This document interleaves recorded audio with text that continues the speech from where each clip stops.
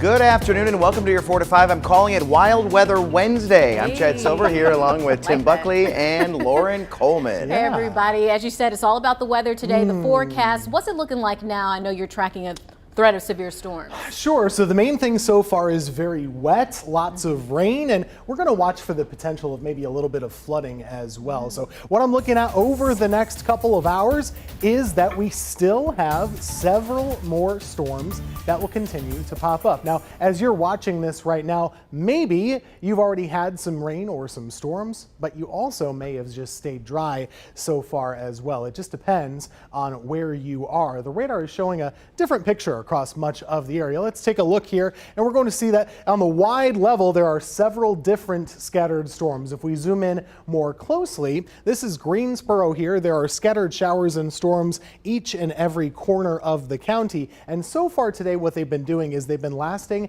about 60 to 90 minutes, so about an hour to an hour and a half over every area. It's the type of day that if you walk outside the store, usually you'd say, oh, it's raining a lot, I'll just wait a couple minutes.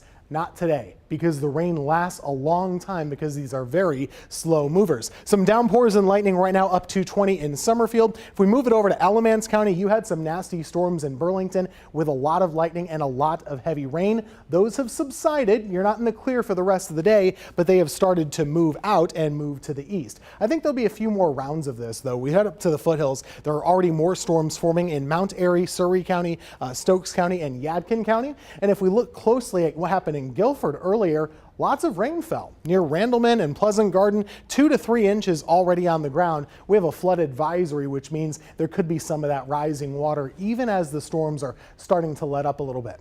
When will this all be over? Well, the main idea is we do have scattered showers and storms between now and about 8 to 9 p.m. Reason being, there's a little front to our north, closer to 8 and 9 o'clock. It'll move a little bit closer to our area, and that's when we start to calm things down. So by the evening, we're in pretty good shape. And then tomorrow looks like a drier day of weather to me. But in the meantime, still pretty soggy. We are going to have lots of checks on the radar and show you where the storms are now, where they're going, and what your 7-day forecast looks like. That's coming up. This is the time of year when the News 2 app really comes in handy. Storms can pop up without much warning, so it's important to be weather aware. You'll be the first to know when severe weather approaches if you have our app. And if you take interesting weather photos, we'd love to see them. You can upload pictures or video on our app or just text them to 336-379-5775. Just make sure to include where you took the photo. New at 4, families are shaken up after bullets flew at a North Carolina Little League baseball tournament. The event consisted of several top teams from across the state, including Davie County. The 8U All-Star team was warming up in Wilson on Sunday for the state championship when police say someone fired 3 shots nearby. You could see parents ducking for cover and trying to shield the kids from possible bullets. Shortly after, Wilson police confirmed 3 bullets were found, while several teams returned to the field after officers declared it was safe. The Davie County baseball team did not. In a statement today, the team said the coaches, with the support of the parents, made the hard decision as they evacuated that they were not going to return to play and would pull out from the tournament. While as adults we can understand that this was a senseless act of violence committed nearby, it was a traumatic experience for the children and all involved.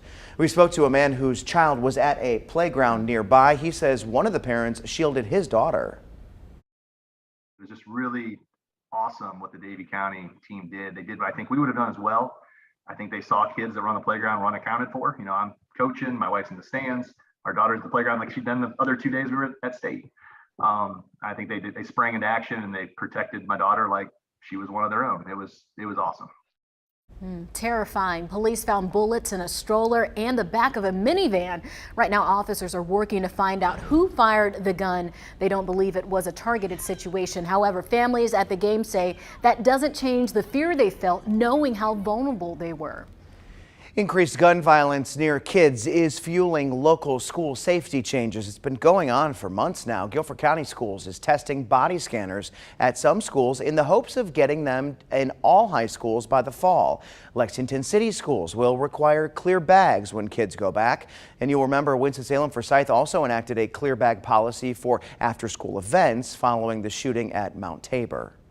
While body scanners are only in 2 Guilford County schools right now, leaders in Charlotte-Mecklenburg schools voted to add them to all middle and high schools. Shamir Morrison takes a closer look at the $10 million project. There were reports of long lines, learning curves, and skeptics when CMS first started its pilot program of body scanners. It's been taking some time, obviously, because it's a new technology. CMS board student advisor Juan Torres Munoz School was one of the first to have the body scanners. Now, all high schools and middle schools will too. This will be a gradual rollout in the first quarter of the school year. Interim Superintendent Hugh Hadabaugh says the technology will cost $9.9 million, which includes a 4-year service subscription and staff training. Board members asked for more. We have not talked about additional safety measures for elementary, so I want us to look there closely because safety throughout the district is very important. While body scanners are in, their backpacks are out. Right now, they're on a government auction site. The highest bid, $51,000. The district spent almost $500,000 on them. Many students are glad they're gone. And they weren't asked if they thought it was a good idea. If students had been part of that decision, it would have been different. Well, this was sparking a lot of conversation in our newsroom, so I asked you on our Facebook page, should body scanners be put in schools, in all the Triad schools? Felicia Westry says yes, 100%, because with all that happens thus far, we need to do everything we can to protect our babies at all costs. Connie Turner wrote yes, because this is simply where we are now. Students, teachers, and staff deserve much protection as possible. Alicia Stoll wrote, if our babies and our staff feel safe, that's all that matters. Some change needs to happen. I just don't know what the solution is. Ernest Mickens says, yes, anything to help our children be safe should be required. And then Kenya Smith wrote, no. But a lot of the comments, a lot of people said, yes, they're all about safety. So when it comes down to it, I am all for whatever is going to prevent these types of shootings in schools. I'm just concerned that the body scanners aren't the complete answer. I'm on the same page there. One of the comments that said they just don't know what the solution is. I think that that's definitely helpful, but there are other things that can help. But I know we only have the scanners in 2 schools right now, but seeing how it works out this year and then seeing how it's working other places, and then also looking into what other schools are doing to keep people safe, those are just more solutions that can be added, because I don't think there's just one solution. Right, yeah, and to elaborate just a little bit on that, you know, we keep hearing about these ghost guns that are guns that you can manufacture yourself. They can also be made on a 3D printer, and if it's made on a 3D printer, it's not made of metal, and so a scanner like this wouldn't pick it up. I mean, they're made of like a hard plastic. That's a good point there, but I do think, you know, I'm not saying the chances of that happening are slim, but a lot of times, you know, it's other weapons too, you know, guns, knives, different things, and one of our reporters that actually demonstrated how this scanner works, her GoPro set it off. So, I mean, I think it's still going to be helpful, even if it doesn't detect everything, it's still a step in the right direction. A lot of it. Yep, absolutely. All right, let's get to your 4 to 5 roundup now. First up, are all students who qualify for reduced lunches will now get them for free. The newly signed state budget includes funding to cover the cost. Guilford County says it'll make a big difference for student success. The free and reduced lunch application is now available for GCS. The district says all families should apply even if they don't think they will qualify. GCS and North Carolina A&T are embarking on a new venture.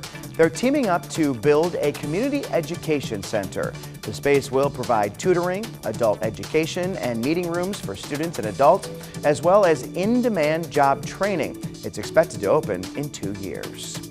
Registration is still open for free summer camps at GCS. Camps specialize in coding and cooking, among other things. Camps with open seats will pop up on the registration website so you know which have seats still available. Transportation and meals are provided for free. We've got more information on our website. We'll be right back.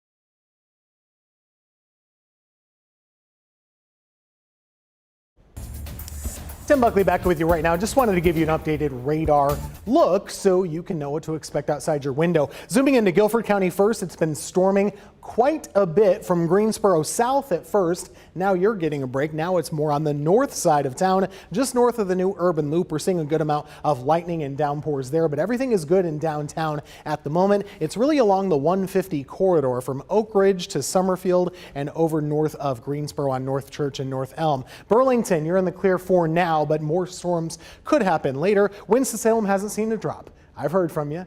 I know. It doesn't rain everywhere all the time. That's the way it is right now. But you do have some storms to the north and west of you that are tracking that way over the next hour. Heavy rain can happen fast. We've already seen 2 and 3 inches of rain south of Greensboro earlier today. The main thing I'm worried about, not wind, not hail, it's the flooding. And we'll keep you posted on the radar. It seems the interest in electric cars is higher than ever. But with changing technology comes growing concern, like this post claiming it costs $153 to fully charge an electric vehicle. The post is generating quite the conversation online, but is it true? Our Verify team looked into it. This Facebook post claims it costs $153 to fully charge an electric vehicle. The picture shows an EV charger at a Walmart, and it's gotten a lot of attention. More than 125,000 shares and more than 12,000 comments. So we're verifying, does it cost $153 to charge an electric vehicle? Our sources are Electrify America, which manufactures these chargers, Walmart, which partners with Electrify America, and several auto manufacturers. First, let's identify what kind of charger is shown in the photo. Our first clue is the Walmart in the background. Walmart is partnered with Electrify America, a national EV charging network with more than 2,400 chargers spread across the country. Walmart's website says it has more than 120 ultra-fast charging stations in 34 states. That's key. The chargers in this picture are ultra-fast chargers, also known as superchargers. Superchargers deliver up to 350 kilowatts per hour. As a result, they can charge an electric vehicle from 10% to 80% in 18 to 50 minutes, depending on the model of the car. According to Electrify America, the highest cost to charge your car in the United States is 43 cents per kilowatt hour. The largest EV battery on the market right now is Mercedes EQS at nearly 108 kilowatts, which enables the car to travel over 450 miles on a single charge. So to charge that car from 0 to 100% would cost just over $46, a far cry from the total in the post. It's also worth noting that using a supercharger is the most expensive way to charge an EV, much more expensive than charging at home. So we can verify, no, it doesn't cost $153 to charge an electric vehicle. Now, it's important to know there are other chargers like a level 1. Now, this is a basic home outlet. Then there's a level 2, which you can have installed at your home. Its strength is comparable to a dryer outlet. A level 2 takes about 8 hours to fully charge a vehicle, which could be where the original poster got that figure from. Well, I'm glad we cleared all of that up, because we saw when he said it cost about $46 for 400 miles. So we're able to find out how far that is. So it's 244 miles from Greensboro to DC. Okay. So it's almost round trip without having to recharge. That's a steal, because if you think about it, like my car, it takes about $46 right now to get a full tank. Right. So if I go to DC, I can get there on a full tank, but then I'm going to have to fuel up to come all the way back. So we are cutting the cost in half. Right. If you think about it that way. Have you considered an electric vehicle? Right now, no, but I am not against getting one maybe in the future. I know that's the route that the government is trying to get us to go, but right now, I mean, I just bought a car in 2019, and it's working for me pretty good right now. What about you? The way that I think about it is I kind of want to wait to see all the kinks getting worked out first. I mean, there aren't many vehicles on the road right now that are fully electric, so it's nice to see more car companies going down that road, and so I want to see them, perfect it before I get involved. Yeah, I'm the same way too, and I just know it's good for the environment and things like that. There's a lot of benefits to it, but it's still kind of early, and they're still pretty expensive right now. Absolutely. Since not too many people are doing it. And on top of it, if you live in an apartment or a townhome or something like that, there aren't a lot of places not where at all. you can charge. I guess I'm gonna have to go to Walmart and sit there from 18 minutes to 50 minutes to charge. Exactly. So I mean, I think once there are more chargers at Yeah. the grocery stores and the gyms and workplaces, things like that, Yeah. it'll be much easier, more convenient. Absolutely. All right, we'll be right back.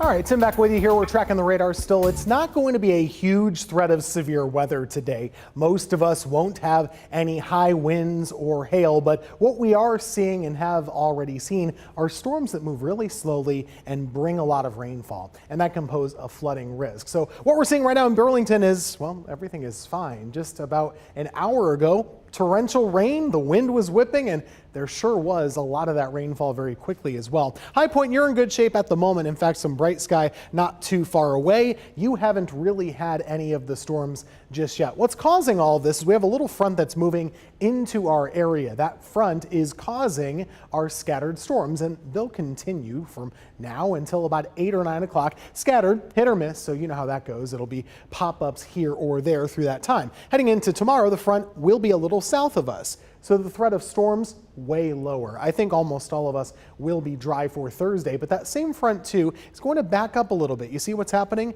So by Friday, I think we have a better chance of having a couple more storms pop up at times. Here's your latest live radar. We zoom into Guilford County. There's a flood advisory that still exists from Pleasant Garden to Witsit. You had a lot of rainfall earlier, from 2 to 3 inches, and that could still be having some standing water on the roadways. Downtown's okay. The biggest storm on the book right now, northern Guilford. It's actually drifting just north, closer to the Rockingham County border. Lightning has been slacking off a little bit than compared to where it was. Burlington, you're fine right now, just some light rainfall. These are the storms I'll be watching next though, from King to Yadkinville. These are the first of the day for you. This general line is going to be the one we watch for the rest of the day. So as this one moves to the south and to the east, it'll clip Winston eventually, then Kernersville, and then back into the Greensboro areas. That movement right here should take place through about 6 to 9 p.m. And then after 9 9 o'clock, we should be done with any rain or storms. You see right here how that trend is pretty clear. And then we'll have a quiet rest of the evening. Unfortunately, the clouds could linger and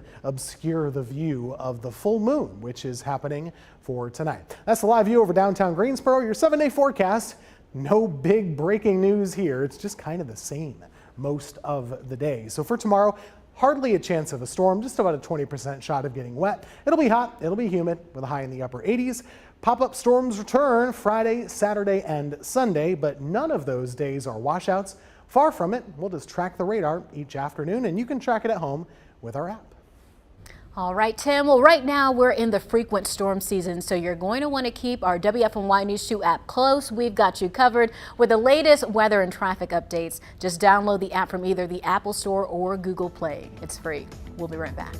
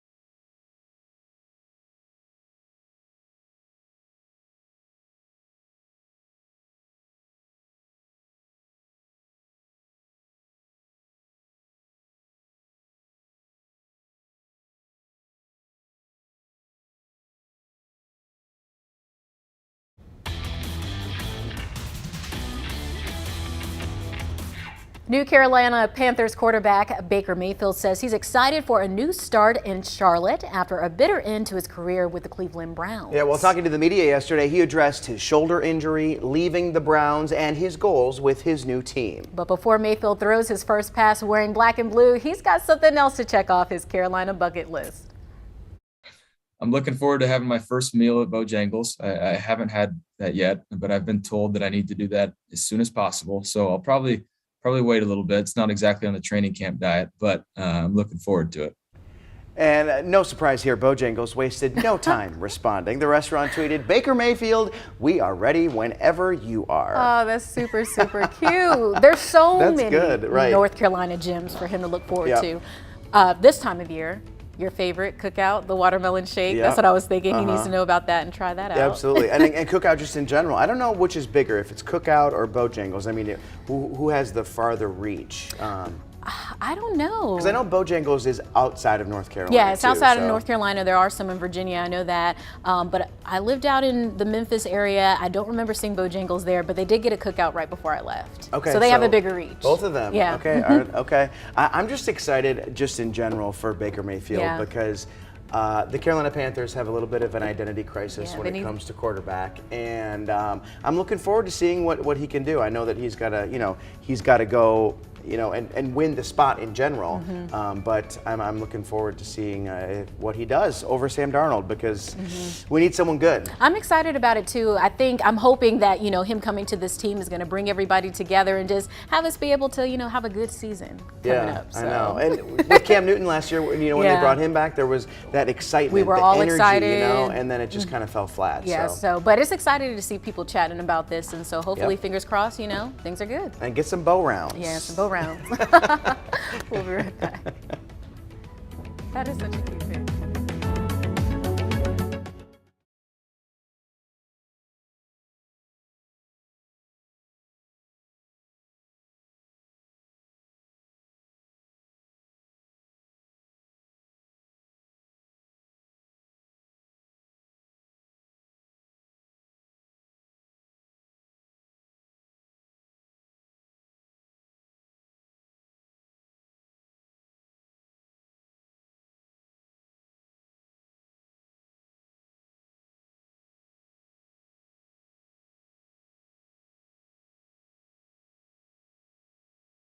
One, two, three, four, five, six, seven. Cookouts reaches beyond 139.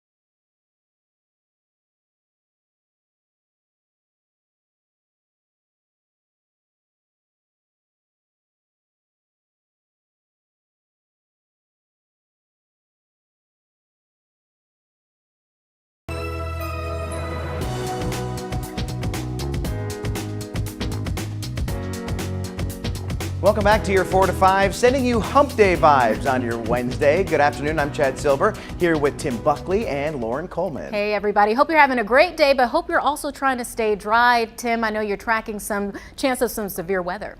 Yeah, the good news so far, guys, we haven't had any severe thunderstorms, which we look at for winds or hail. Haven't had any of that, but there is a lot of heavy rain in some storms that have been happening, and a lot of lightning too. So those are the main risks that we're following so far. Any concern for flooding, or of course the danger that comes with lightning. Let me show you that latest radar, because truly it is changing every minute, and it's possible you might be watching and saying, Tim, I haven't had a drop at my house. What are you talking about? Well, just to let you know, we cover a 15-county area here at WFMY News 2. A lot of your friends and neighbors are getting some big old storms right now. Here's Guilford. Downtown has calmed down, so too is the southern half of the county. But to the north, it's really going on quite a bit. From Oak Ridge along 68, we see this over to 220 as well. Pretty nasty drive up and down North Battleground Avenue right now. We have that as well along Highway 150 on the northern side of Guilford County. A new little flare up here in eastern Greensboro too by Wendover Avenue. Quiet for the moment in Alamance, but let me show you the new line that's forming. This is the latest development. We're seeing this kind of take shape from Hanging Rock State Park to King back to Yadkinville. Now notice the motion, it's generally to the south and to the east. So you can imagine Winston-Salem, you might be under the gun within the next 30 to 40 minutes. Kernersville could be farther down the line. Now, you haven't had any storms yet today. This would be your first, and we are seeing at least a couple of dozen lightning strikes in those storms and some very heavy rainfall. So it might be a nasty evening commute for folks in Forsyth County, and if they hold together, they would come over Guilford County again as well, over some areas that have already had a lot of rainfall. So flooding could be a bit of an issue. Now that's the back edge. So that last round there should be it for tonight. I expect it'll move through by 8 to 9 o'clock. So once we get past 8 and 9, things are quieter. Some clouds linger a little bit, which hurts your viewing of the full moon, but we'll be all right. Heading into tomorrow, more sunshine, kind of a typical summertime weather day. I don't expect storms for Thursday, but we do have them right now. We'll continue to give you these radar updates from now all the way through 6:30 here on News 2. Tim, thanks. This is the time of year when the News 2 app really comes in handy. Storms can pop up without much warning, so it's important to be weather aware. You'll be the first to know when severe weather approaches. And if you're taking interesting weather photos, we would love to see them. You can upload pictures or video on our app or just text them to 336-379-5775. Just make sure to include where you took the photo. Right now, several restaurants around the Triad are closing up shop in less than a month. At least 3 popular eateries pulled the plug amid increased staffing issues. Rody's Tavern in Greensboro, Hams in High Point, and Laughlin's Family Restaurant in Thomasville closed just last week. Today, we spoke with the owner who says he and his staff just couldn't do it anymore. I'm sad for them, but there's nothing I can do about it, me or my wife, because we more or less got abandoned by our help. And that's not saying we'd have made it anyway, but I think there would have been a way if we'd had some more loyalty in the business.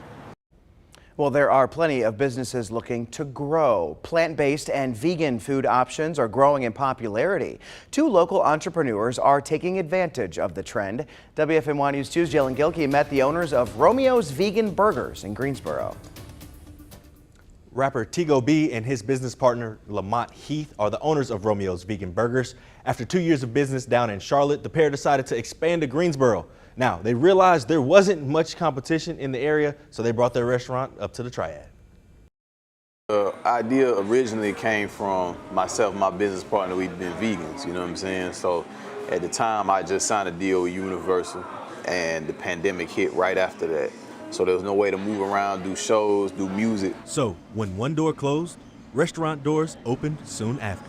Well, initially we wanted to do the restaurant, but again, since you couldn't be congregating, couldn't go inside the buildings, you know, so it would have been a bust to open a restaurant. People can't come in the restaurant. So we had the idea, let's just do a food truck first. From November 2020 to December 2021, Romeo's grew from a food truck to a brick and mortar in South Charlotte. And not even a year after that, they found themselves right here on Tate Street. This opportunity came up some months back, so we was like, okay. I called my partner. And we was like, look, man, you know, this is a personal thing for me. This is my hometown, and I think we should move on this opportunity. And that's how the Greensboro situation happened. Not only is this the first Romeo's in Greensboro, it's also the first 100% vegan fast food restaurant in the city. I wanted to come here to Greensboro because this is my home.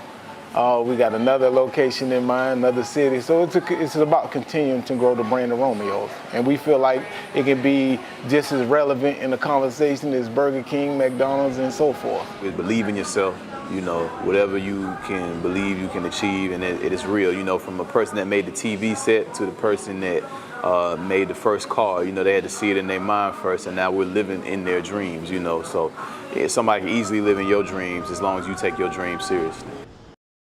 Now, Tigo went on to tell me that Romeo's is meant to be a transitional vegan spot for people who may be a little nervous about trying vegan food. So it looked like you were there at the peak of lunchtime. Did you get to sample or try anything? Did you buy anything? I'm one of those people. Okay. He needs a transition. I have not transitioned.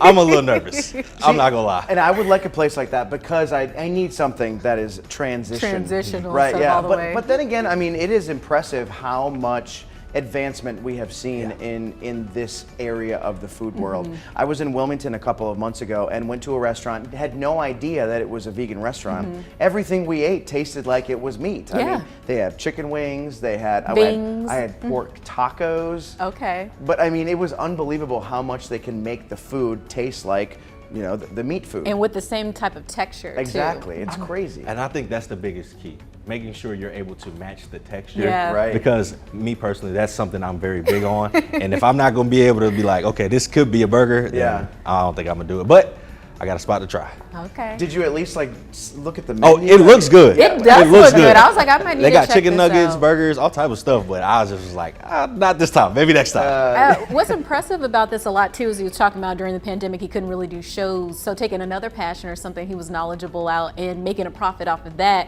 We've seen that throughout the pandemic, so props to him. So I'm excited to see where this goes next. Yeah, absolutely. All right, Jalen, thank you. Thank you. All right, let's get to your 4 to 5 roundup now. First up, funeral arrangements are in the works for the 3 people who died in a crash in Brown Summit over the weekend. The family of Anna Latero says they are finalizing their plans.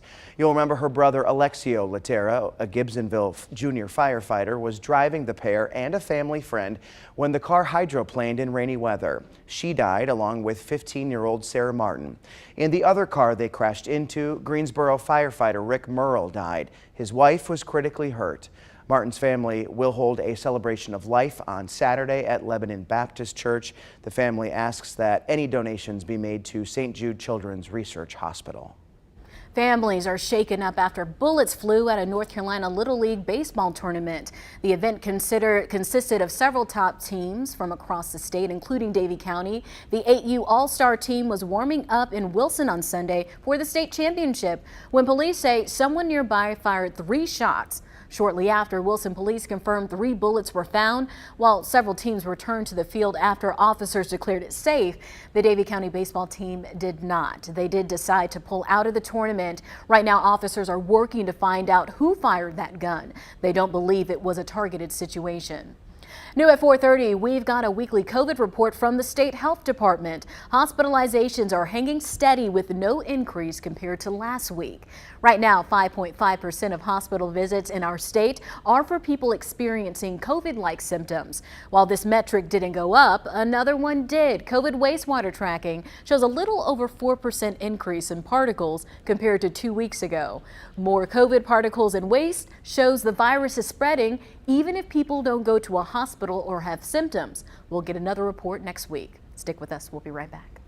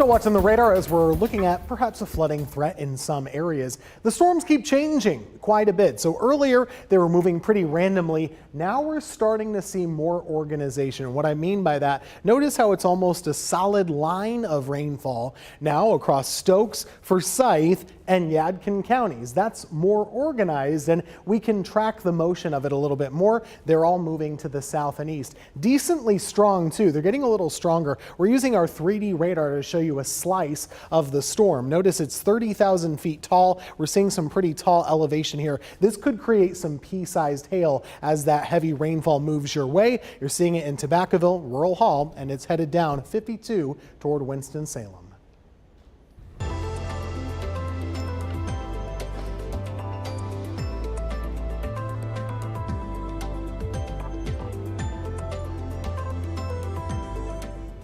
You know, trips to the grocery store are getting more expensive. So 2 Triad gardening experts are ditching the middleman and offering fresher, cheaper options. Meteorologist Monique Robinson stopped in High Point to see what's growing in a local community garden.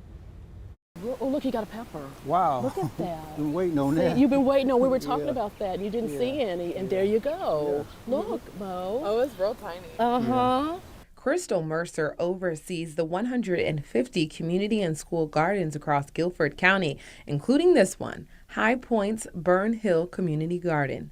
Families can come to this garden, plant a vegetable, and tend to it. When it's ripe, they can take it home to eat. My family would do they would cook and also serve plates out of their kitchen just to help people in the neighborhood. So I grew up with that, and that never left me. Jerry Mingo is the other green thumb behind this garden. The garden has become sort of like a rallying point for the community. They really love to come down and, meet your neighbor. Mingo admits Mercer has taught him a lot about gardening. When you look at the soil as we have here, it looks fantastic, but I have no idea, just by looking at it, of what the nutrients include. So this calls for a soil test. About twice a year, Mercer takes a trip to the Burn Hill Garden to check the nitrogen, phosphorus, and potassium levels of the beds. We got all our cores, and what you need to do, this is what it looks like. We're going to mix, and the reason why we're going to mix is to get an average for this whole area. When soil is approved by the state office in Raleigh, gardening is a go. First, we give it out to people in the community, and then we'll give it out in the food pantry to others. Tomatoes, radishes, red cabbage, squash. Mingo makes sure these beds are watered daily and the garden is upkept. Neighbors mow the lawn and help shoo away hungry animals. Growing succulent vegetables isn't Mingo's only skill. Her name is Yomi. That's my great-grand, and it's kind of represent her. Making gardening truly a family affair.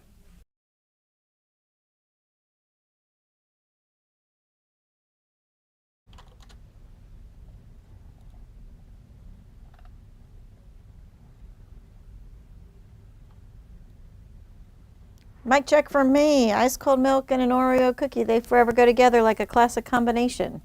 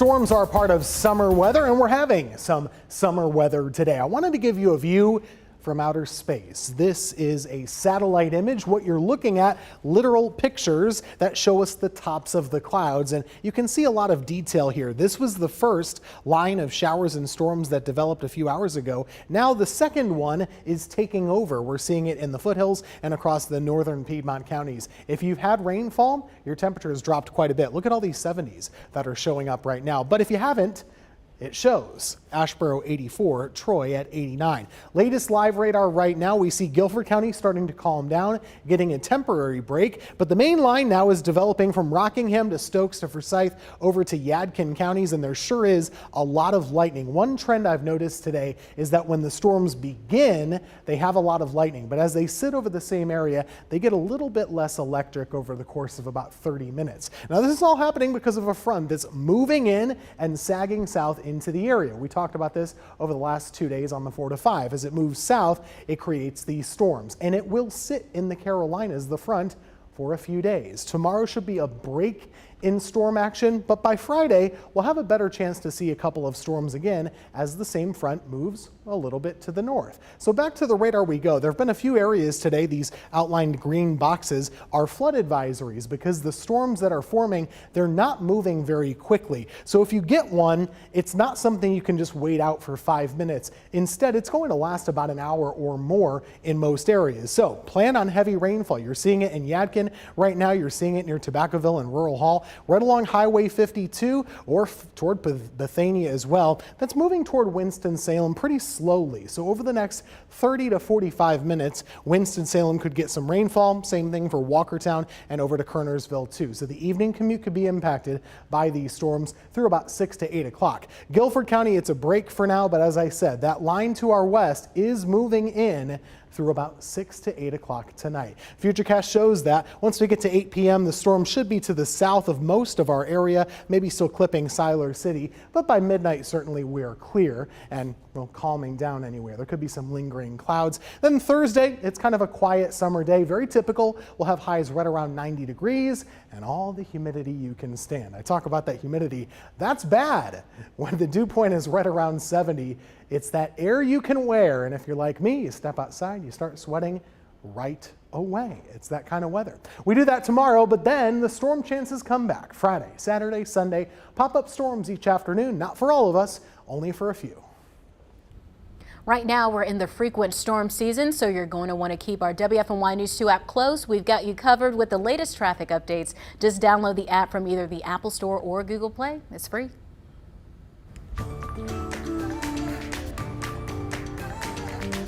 All right, so you're looking at this. Someone is coming to town. Who is coming to town? Santa Claus is coming to town. No Christmas music? Where's your Christmas music? Yeah, where's your spirit? Have you been good girls and boys? I have. I don't know about Chad. I but only I've have to be been good for like that last month before Christmas. Because Really? Is that all that counts? That's the month that Santa's going to remember. I don't know if that's true or not. You can discuss at home and see how that just fits for whatever you need. All right, so I have two stories for you when it comes to Christmas in July and Santa Claus coming to town. All right, here's the first one. All right, let's go to this. We're kind of crazy right here. Yeah, these are all out of order, friends. Let's go to the video of the Santa Claus. Let's go to the video of the Santa Claus, because Santa Claus was making the rounds recently in your home state. Really? What was he doing out there? In the Wisconsin. Oh, look at there he is. So he was spotted in Green Bay. A nonprofit group adopted this neighborhood area and helped bring holiday cheer and food during the winter. And they thought, hey, why not ask Santa to come back for a surprise visit? We do have a quick interview with Santa, so let's see if we can find that. They're all good kids. They all recognize Santa. I didn't have a beard this year on July because it's a little warm, but it'll be there by Christmas. It'll be there by Christmas. It is a little too warm for Santa's I was beard, like looking at his outfit. I love seeing some of the people who were there, their faces when they were like, what are you heck doing is he here? doing here? He had to be hot in that outfit. I'm sure. So not only do we have Santa, but we have Christmas trees. In fact, a lot of you still have your Christmas tree up. Let's talk about this on Facebook. Whoa. A viewer sent in Wow. this picture of their snowflake tree. They usually keep this up for January. And then when Valentine's Day rolls around, this is what it looks like, the hearts and all that kind of stuff. New season, new decor. Now, I took this last picture at PTI. This was like February, March, maybe when I took it, and they had a red, white, and blue patriotic theme. Like for that So was like a up. 4th of July. President's Day or Yeah, something? maybe. I think so. That was what Okay. was happening in February. All right. So now the governor tweeted this week confirming that the next Christmas tree at the U.S. Capitol is going to come from North Carolina. I love that. I don't know what it is about the trees that we've got out west, but apparently they are the cream of the crop. All right. So this week, officials came to select the tree for Christmas, and you get to make ornaments if you so choose to put on that Christmas tree. So let me show you this last piece of video here so that you'll be able to know how to do it. Ornaments are needed for the 2022 Capitol Christmas tree. The theme is From the Mountains to the Sea of North Carolina. They need 2 sizes of ornaments, 9 to 12 inches or 4 to 6 inches. And there are all kinds of guidelines for weatherproofing and how some of them need to be reflective so they can be shiny on the Capitol lawn. You have to mail them in by September 1st. And I've got all the info in the 2 Wants to Know section. You know what? Thank you, Brad. It is about time you bring that Christmas music out. Because, Tanya, you don't believe it should be played this time of year, I right? do Don't you not. have a rule? In fact, we're not even going to come to us because I do not believe it should come, and there's gray skies to prove it. Do we still have to stretch here, or how are we doing on time here? I think we a wrap. Okay. All right. Merry Christmas. We'll be right back.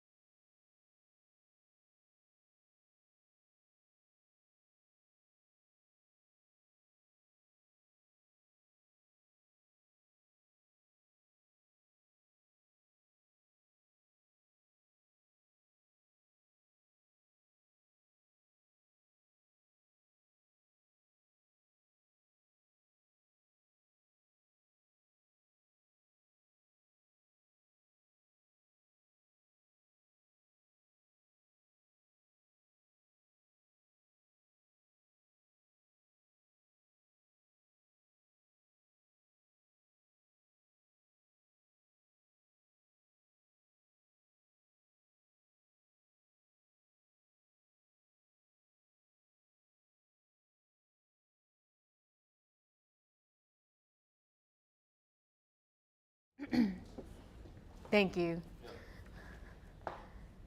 Avery Powell, WFMY News 2. Hey, mic check 1, 2, 3. Am I in the studio for this first one in the main studio? 1, 2, 3, 4, 5. Hi, Illinois, Indiana, Iowa, Kansas, Kentucky, Louisiana, Maine, Maryland.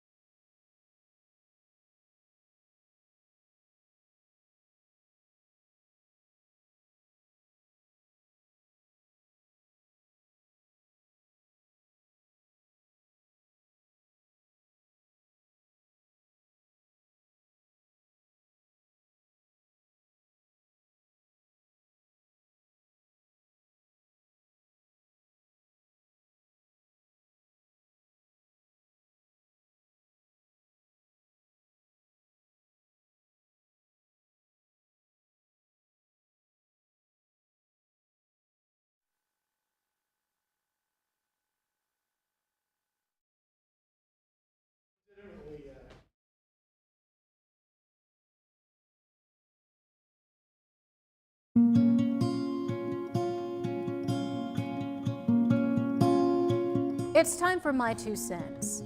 Check on your strong friends. This popular quote made its way around social media. You know those friends who seem like they always have it together. The friends we reach out to for support when we're going through a tough time.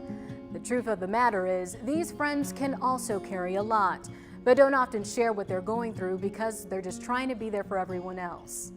Now more than ever, we need to check in with our friends even when we think they have it all together. A recent survey by the American Psychological Association found that 87% of Americans say rising prices of everyday items due to inflation is a significant source of stress. Gas, rent, and groceries continue to cost more. These things are necessary for survival. We've reported stories on people pawning the jewelry off their neck just to make month's rent. People struggled prior to prices rising, so the burden is only heavier now. If you haven't spoken to a friend or family member lately, give them a call. The stress of inflation could be too much for them to deal with alone. That's my 2 cents. That's your 4 to 5. WFMY News 2 at 5 starts now.